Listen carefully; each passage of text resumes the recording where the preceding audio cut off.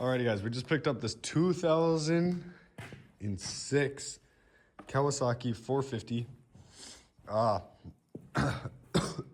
No problems that we got. We're missing the cap right here. And then we're missing a C-clip and something right there. But we do have the parts that go right over there. We're just missing the cap. What we got with it is this bag of miscellaneous bolts. I'm gonna assume those went to the original plastics, I'm not sure. And then we have the clip and everything for that side.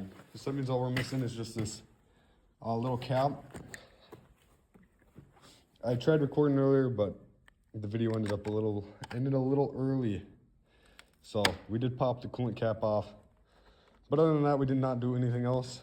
Coolant was full in there, so that's all good to go. So I'm gonna go ahead, pause the video here, try to kick her over, see if we can get her started.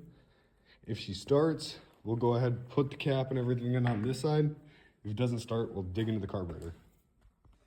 Alrighty guys, we're gonna give her a couple kicks. We're gonna see if she will fire or not. This is a huge bike for me. So yeah, let's give her a couple kicks, see if she'll fire. I've yet to find the choke, so we're running no choke yet.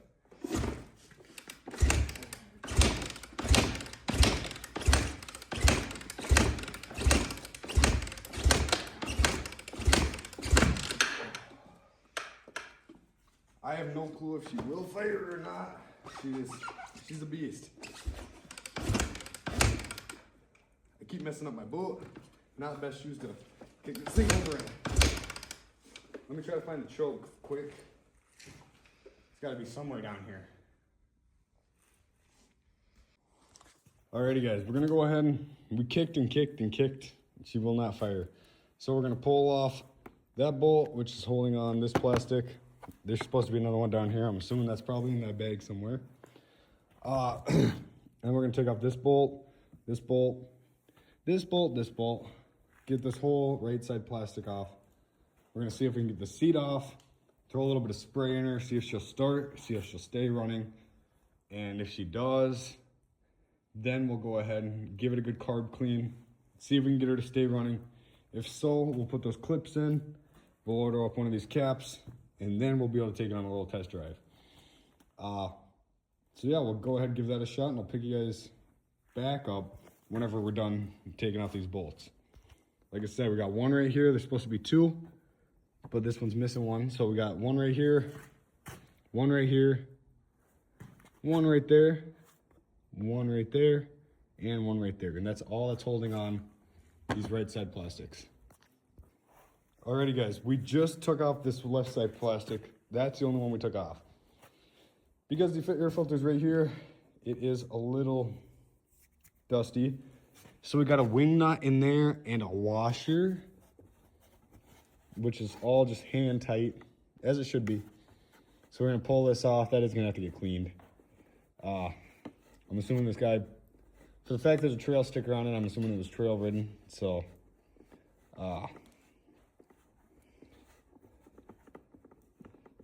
pull this guy off. We might get lucky and not have to pull. No, I think we're gonna have to pull. Let's go ahead and, let's buzz off this bolt right here on this side, left side, right there on this white plastic. So that way we can pull the seat off. So I'll pick you guys back up when we got that done, and we can give this a little better look. Looks like the seat's got a little tear right there, but that's okay. Alrighty guys, we got the seat off. So that one crack right there is the only imperfection on the seat. Otherwise I checked it all over. It's good besides that, but that makes it so much easier to access this and get that bad boy taken off. She doesn't look horrible at all, actually. So that's surprising, but let's go ahead. Let's see. Yep. So we still got the good old container in, which is good. Let's see if we can get this baby turned sideways and pulled out of here. Yep. just gotta throw, as you guys can see, there's the guides right there. So just guide that bad boy back into place, and we're just gonna set her on the seat for now. So we still got the netting in there, which is amazing. So what we're gonna do, walk over to the side over here, grab a little bit of starting fluid. See if we can get her to at least give us something. That way we know what all to look into. Could be spark as of right now. Could be spark, could be fuel, could be a lot of different things. So, but we gave her a little spray. We're gonna go ahead and give her a couple kicks over right now.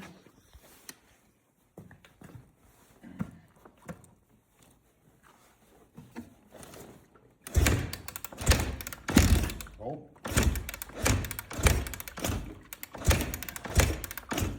She fired for a second.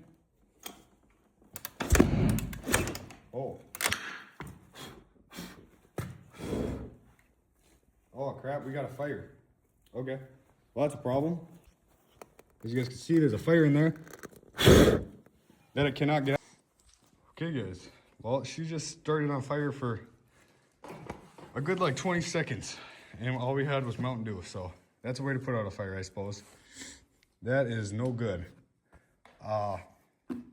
She did fire one time, but looks like the starting fluid trail kind of came circling back around. So that's a good reason on why you do not use starting fluid. But now that we had to use Mountain Dew to take that thing off, we've got to figure out how to get into there to give that a clean, because, well, now it needs to be cleaned. So it looks like to take this piece off, we got a whole bunch of different bolts.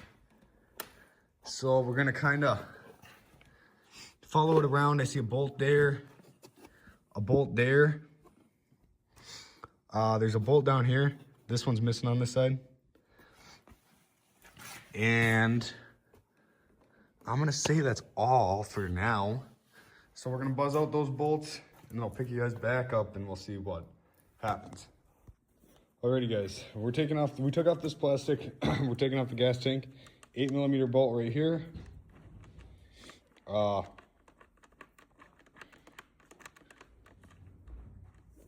that's out. And then there's a zip tie holding this on. There should be an actual rubber piece, but I'm assuming they lost that. No surprise. So I need to get her on her other side and then take the bolts off that other side. So I'll pick you guys back up when we're on the other side. Alrighty guys, we just got the left side plastics off. Looks like the fuel was on, so we're gonna flicker it off for now. It does look a little bit dirty down here. And I can definitely see what they're saying by something was missing down there, that's for sure. But I still have yet to figure out how to get this thing off. There's a bolt right here that needs to come out. A bolt down here, right there, that needs to come out.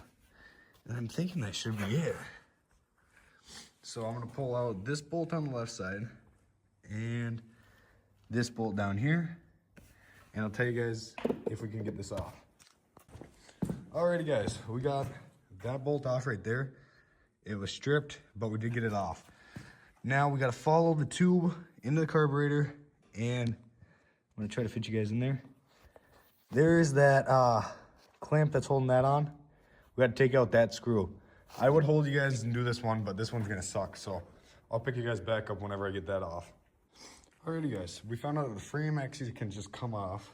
So that's what we're gonna do, because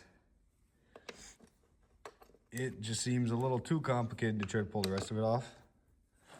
If this thing will come off. Oh.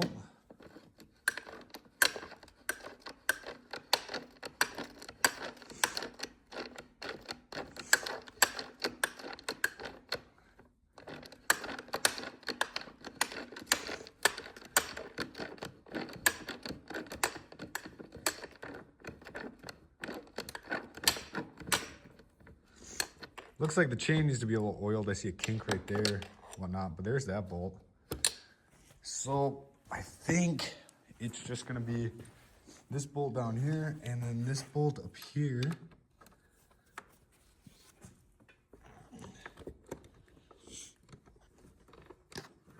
So I'm gonna buzz off this bolt, and then I'm gonna have to go to the other side, take off that same bolt down there at the bottom, and we should be good to go. I'll be able to pull this all off and really get a good look in there. Alrighty, you guys. We got a 12 mil down here to take off on the right side also. Tip. And now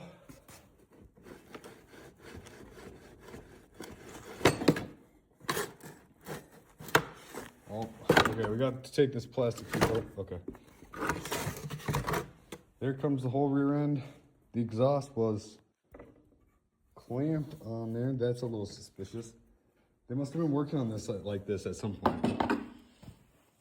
So, yep, now that's all holding us in is that Phillips head screwdriver that's down there. So, what we are gonna do is, I suppose now the gas tank can come off. Throw that zip tie to the side.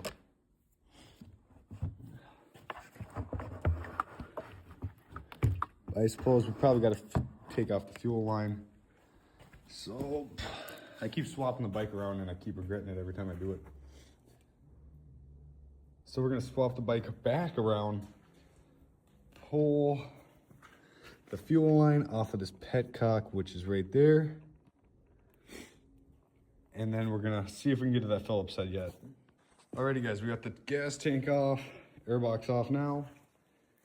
As you guys can see, this is everything we pulled off so far. That was a journey and a half. Gas got everywhere. So, as you guys can see, whenever we go ahead and give her some throttle, she does squirt the gas right into there like it should. So we're gonna go ahead and see if she will fire now that we got everything off, and we're gonna see what happens. Alrighty guys, we just threw the exhaust back on in this piece because we had no back pressure to it whatsoever. And we checked everything out. So we're gonna go ahead and give her a couple kicks now that everything's off, see what happens. That's just, put the exhaust back on just for back pressure. So let's give her a couple quick kicks, we'll see what happens. Alrighty guys, I just had to run outside, sold 2 older sleds. I think they were like 70s. Didn't really want to fuss with those much, so I listed them up. Now they're finally gone. Took about 3 months, but they're gone. So now we're back to this. I think we're gonna pull the spark plug, but I want to keep kicking it over because it should have fired by now, I would have think. So we're gonna give her a couple more kicks. If she doesn't fire, we're gonna pull the spark plug, check for spark. After that, we'll throw the spark plug back in, kick her over a couple more times. If she doesn't go, we'll go ahead and we'll start cleaning out the carb. So I'll pick you guys back up after I kick it over a couple times, see if she'll fire. Alrighty guys, we heard her fire. I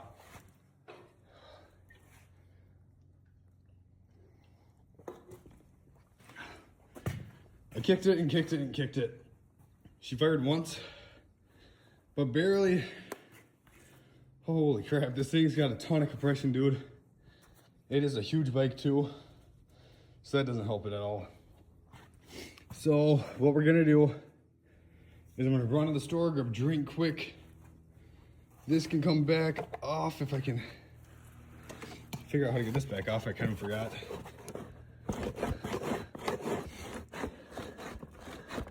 I don't think I tightened down that screw at all.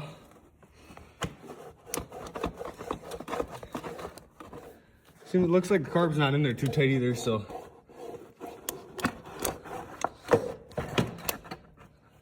Okay. Now that thing is out. So this is back off. We dropped the little clip that goes onto the end right here. go ahead and throw that guy back on.